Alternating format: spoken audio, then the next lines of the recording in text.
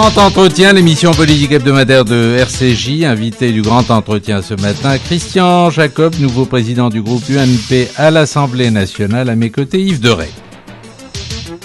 Christian Jacob, bonjour. Bonjour. Vous êtes député de Seine-et-Marne, vous êtes maire de Provins, vous avez présidé la commission du développement durable à l'Assemblée nationale et vous aviez en septembre dernier signé avec 3 autres personnalités, Jean-François Copé, Bruno Le Maire et François Baroin, un texte appelant à un gouvernement resserré et à une UMP redynamisée. Manifestement, vous avez été entendu. On va parler naturellement dans cette émission de l'UMP, mais d'abord l'actualité de la semaine, ce sont les émeutes en Tunisie.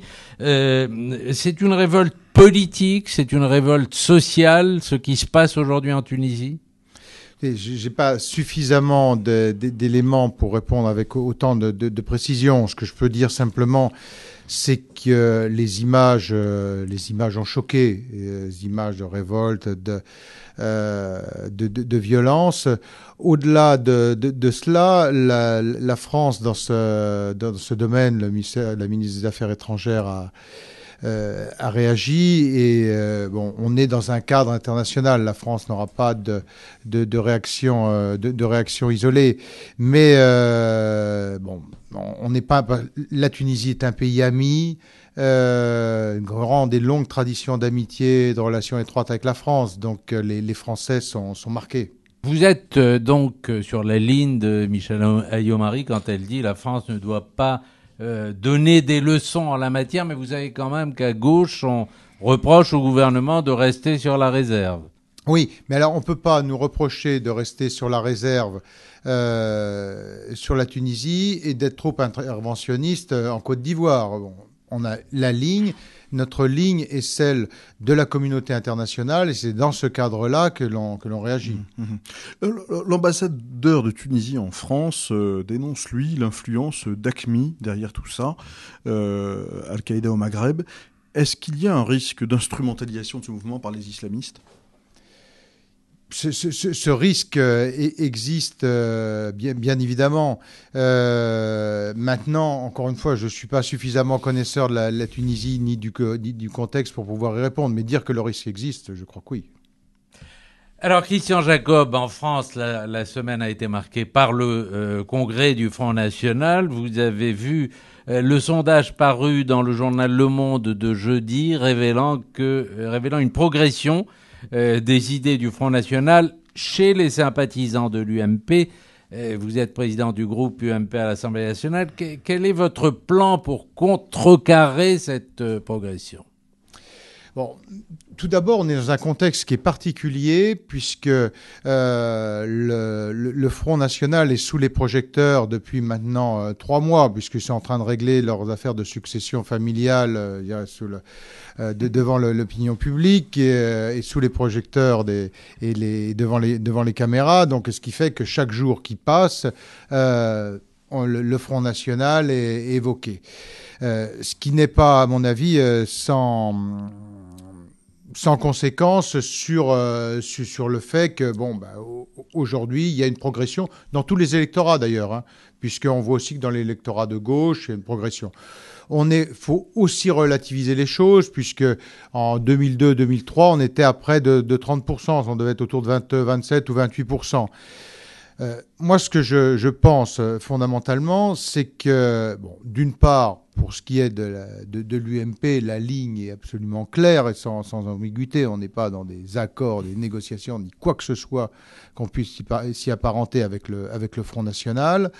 Il faut aller tout d'abord parce que nous sommes sur des logiques tout à fait différentes, c'est-à-dire que le Front National n'a pas pour objectif de résoudre les problèmes puisqu'il en vit.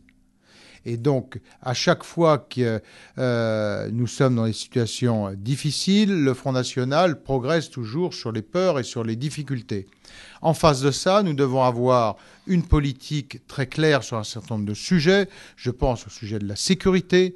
Là aussi, regardons les chiffres. Depuis 2002, sans discontinuer, chaque année, les crimes et délits ont baissé à une exception près. c'est sur le premier semestre 2010 où dans un domaine, celui des violences faites aux personnes, on a eu une légère remontée, mais qui rebaisse, semble-t-il, sur le deuxième semestre. Ce qui veut donc dire que depuis 2002, chaque année, nous diminuons sur les chiffres de crimes et de délinquance, de crimes et de délits. Je rappelle que pendant la période de M. Jospin, qui n'est pas si éloigné que ça, c'était une progression de 10% par an. Donc là, nous remplissons notre action, il faut continuer. Bon, mais ça, c'est l'action du gouvernement. Elle existe oui, mais depuis c'est comme ça. 2007 et même depuis 2002, parce que Nicolas Sarkozy était déjà ministre de l'Intérieur. Donc, là, on vous pose la question sur l'UMP. On a vu, par exemple, que quand Jean-François Copé est arrivé, il a proposé de relancer le débat sur l'identité nationale, qui était sans doute une manière de montrer à l'électorat du Front National qu'on osait, à l'UMP, aborder les sujets qui fâchent. Et il y a eu comme ça une espèce de levée de bouclier qui a fait que vous avez un peu reculé. Maintenant, on parle plutôt d'un débat sur le pacte républicain. C'est compliqué finalement de combattre sur le terrain des idées le Front National. Oui, encore qu'on l'a fait dans un domaine, par exemple, sur la loi sur l'interdiction de la dissimulation du visage, ce qu'on appelait communément la loi sur la burqa. Nous avons été sur ce terrain. Je rappelle d'ailleurs que M. Le Pen était opposé à une loi interdisant la dissimulation du visage. Et c'est un sujet que nous avons porté, que Jean-François Copé a porté d'ailleurs disons-le, contre ses pairs au départ, et qui ensuite a su trouver une majorité sur ce sujet. Alors, sur l'identité nationale, vous allez y aller ou pas finalement ? Nous allons retravailler sur ce sujet, alors effectivement en plus sous l'angle des valeurs républicaines, c'est-à-dire d'aborder dessus qu'est-ce qui nous rassemble aujourd'hui. Ça pose aussi le sujet de l'intégration, celui de l'assimilation, celui bien évidemment de la sécurité, de la lutte contre le terrorisme, autant de sujets de crainte et de peur qui sont légitimes chez les Français, mais qu'il ne faut pas exploiter, où il faut apporter des solutions avec sang-froid. On l'a fait sur cette loi sur la burqa, on le refera sur d'autres sujets parce qu'on va aller sur ce terrain des valeurs républicaines. Alors pourquoi on change de nom ? Parce que, on voit bien que le thème d'identité nationale a pu marquer ou déstabiliser à certains moments. Mais moi, je trouve que l'idée de nation est une belle idée. Et celle d'identité est aussi quelque chose de fort. C'est-à-dire l'identité, c'est qu'est-ce qui fait qu'aujourd'hui on est français, en quoi on se rassemble, sur quelles valeurs on se retrouve. Donc on va le mettre plus sur le terrain des valeurs, mais en continuant à travailler sur ces sujets. Une partie de votre électorat, apparemment, toujours selon ce sondage, est favorable à des alliances avec le Front National. Est-ce que vous avez dit non tout à l'heure, est-ce que vous dites non à ces alliances, ni avant, ni après les présidentielles ? Ni avant, ni après, et sans aucune ambiguïté. Pour moi, ça fait partie du fondement des valeurs de l'UMP, et c'est un sujet où il n'y a pas de débat.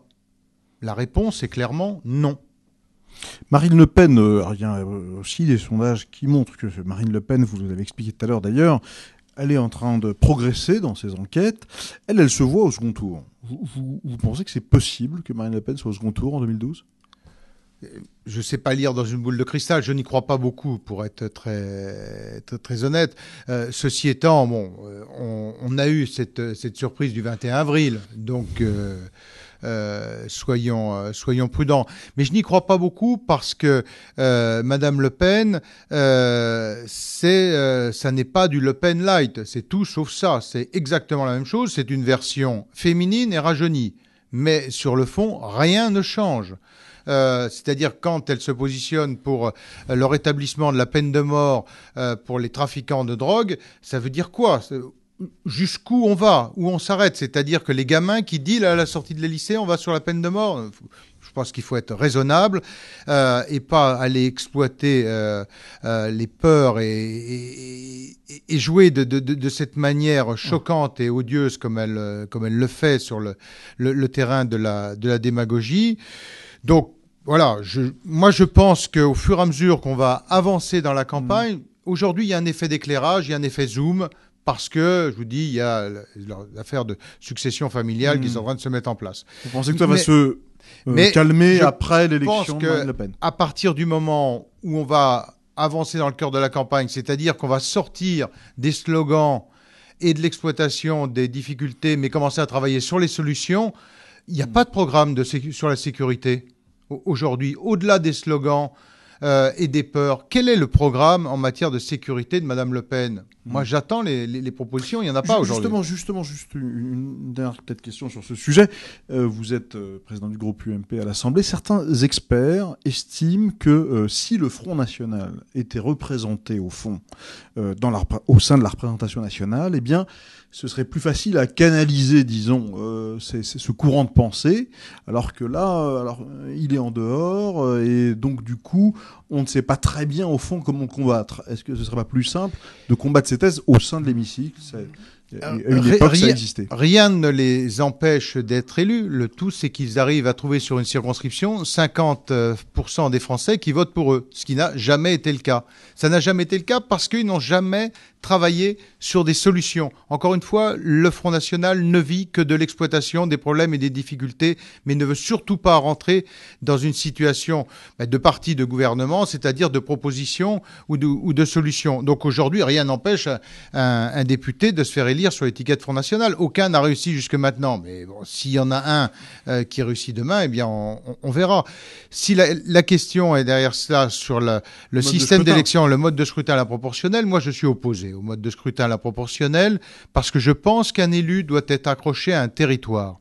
Et ce qui fait la force de notre représentativité nationale, c'est que quand vous avez les 517 députés qui sont rassemblés, 523 députés à l'Assemblée, eh bien vous avez là tous les terroirs de France, tous les territoires de France qui sont représentés. Parce que l'Assemblée, ça n'est pas que des individualités, c'est aussi chaque fois des morceaux de France qui sont représentés, avec celui ou celle dont les électeurs ont estimé qu'il avait le plus de capacité à les représenter à l'Assemblée nationale. Or, si on est sur un système de scrutin à la proportionnelle, on est uniquement sur des courants de pensée politique, c'est-à-dire il suffira d'être bien vu par le chef du parti pour être bien placé sur la liste, pour être élu. Mais ce ne sera pas la reconnaissance de l'expérience et de l'ancrage sur le terrain qui fera qu'on est élu. C'est la raison pour laquelle moi je reste opposé au système à la proportionnelle. Christian Jacob, vous avez eu des propos sur les 35 heures cette semaine qui ont suscité un certain émoi, y compris à droite, puisque vous avez été recadré là-dessus par le Premier ministre. Excite l'idée de revenir sur les 35 heures? Non, d'une part, il n'y a pas de recadrage par le Premier ministre. Ça n'existe pas. Nous sommes dans un mode de fonctionnement qui est le suivant. Vous avez fait allusion à la tribune.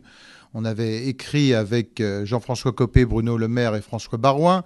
Dedans, on parle d'un trépied en disant que notre rôle aujourd'hui, c'est entre le gouvernement, le parti UMP, le groupe majoritaire à l'Assemblée nationale, de faire en sorte de constituer un trépied qui soit un socle solide sur lequel le président de la République puisse s'appuyer pour préparer les élections dans les meilleures conditions, à la fois sa réélection et la réélection de sa majorité. Donc on est sur ce socle-là, on n'est pas sur des rapports hiérarchiques entre les uns et les autres.